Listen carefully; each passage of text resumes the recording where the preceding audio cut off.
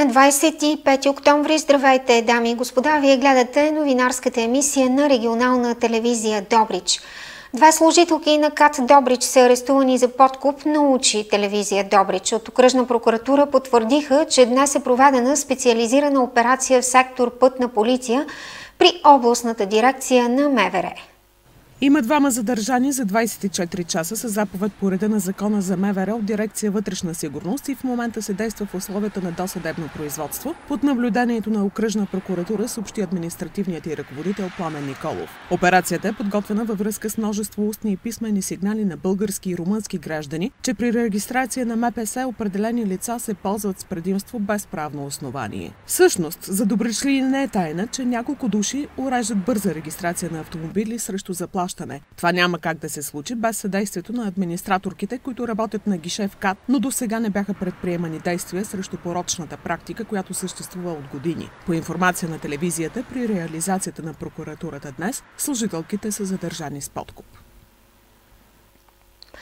Само с един глас въздържал се 40 за, общинските съветници на Добрич решиха данъкът на такситата през 2017 година в града да бъде намален от 590 на 300 лева.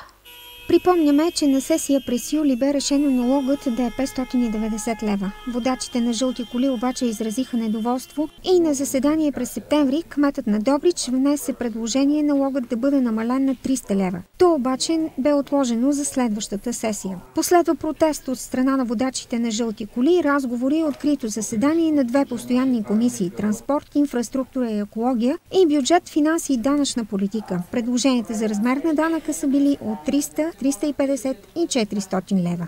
Още на първото гласуване на 300 лева комисията с, ако не греша, 7 за и 2 въздържали се, гласува решение да предложи на Общински съвет размера на този данък за 2017 година да е 300 лева. Договорката, която постигнаха с таксиметровите шофьори от тяхна страна, е те да направят всичко възможно, така защото този данък да бъде събран предварително на 100%.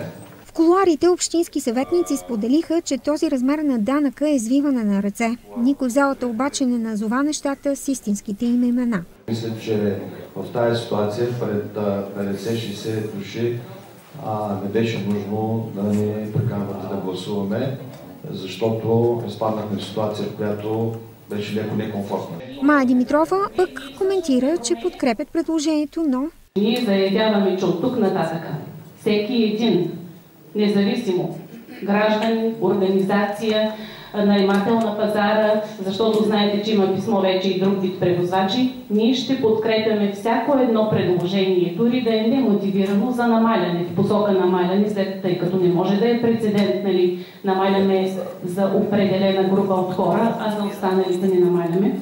В крайна сметка Общинския съвет подкрепи предложението с 40 гласа за и един въздържал се. Нови такси за гробните места при Общински съвет Добрич днес във връзка с промени в закона за местните данъци и такси. Според тях отпада зонирането, според разчетите на общинското предприятие Обреден дом пък се вдига сумата за охрана, а това води до повишаване на таксите.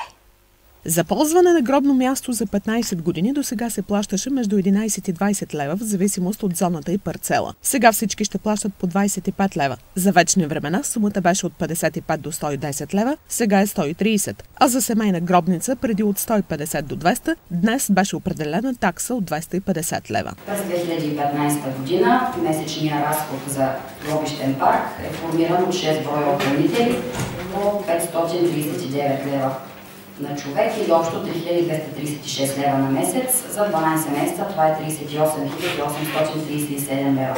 За 2016 година и 46 656 лева за една година разход за охрана. Потърсихме мнението на малцината посетители в гробищния парк днес. Отдавна съм излязла от България и не съм запозната с новите изисквания и с това, което ще се въведе, но смятам, че това е непосилно за българина да отдели от джоба си. Надя Петрова също живее в Испания и има по-различно мнение. Аз пък мисля, че заслужават нашите близки и знам, че България има нужда от пари и винаги съм склонна да помагам. с каквото мога за България. Кичка Гочева живее във Варна и от 2 години не е посещавала Добричките гробища. Голяма е, според мен. За моето положение, понеже аз съм в болнична с онкологично заболяване, спрямо мене за този место. И трите дами споделят, че са били потърпевши от вандалски прояви. И имало е много, ето е сега току-що с снахата местихме и той нещо беше хвърлено направо върху гроба, а не е нашо. Надя Петрова споделя за посегателство на надгробния камък на сина й. Аз се оплаках на охраната. То е станало вечер, защото един е светил със свещ отзад и с шкурка са изкуркали бенките. И в Тошево вандалските прояви са много. Аз за гроба на майка ми, баща ми, на майка ми гроба почти не го открих, в нейния гроб друг гроб. Хората се надяват, че с повишаването на разходите за охрана, вандализмът ще секне. Добричката лекоатлетка Радосвета Симеонова влезе в селекцията на националния отбор за балкански шампионат по крос-кънтри в Чуприя, Сърбия на 5 ноември. Националната шампионка на маратон и спортно ходене от клуб Добруджа 99 е сред трите жени в Тимъни, след като преодоля квалификациите в Луковит тази събота. В международното състезание луковитски моми Радосвета спечели бронз. Такива бяха новините от днешния ден. Дами и господа, бъдете с нас и утре. Сега вижте и прогнозата за времето.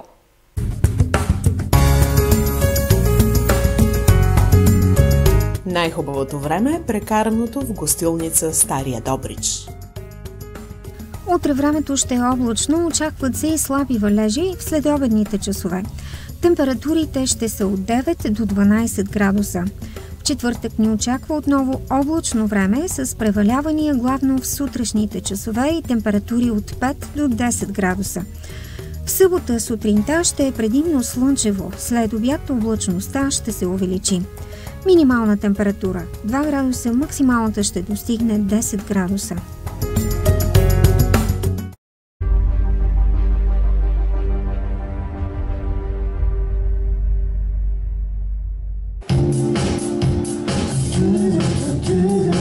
Пиано бар Мелоди ще работи за вас в сряда, Димитровден. Споделете вашия празник, а ние ще ви зарадваме с хубава музика, изпълнена на живо, с качествени питиета и голямото гостоприемство на екипа. Да празнуваме заедно Димитровден в Пиано бар Мелоди.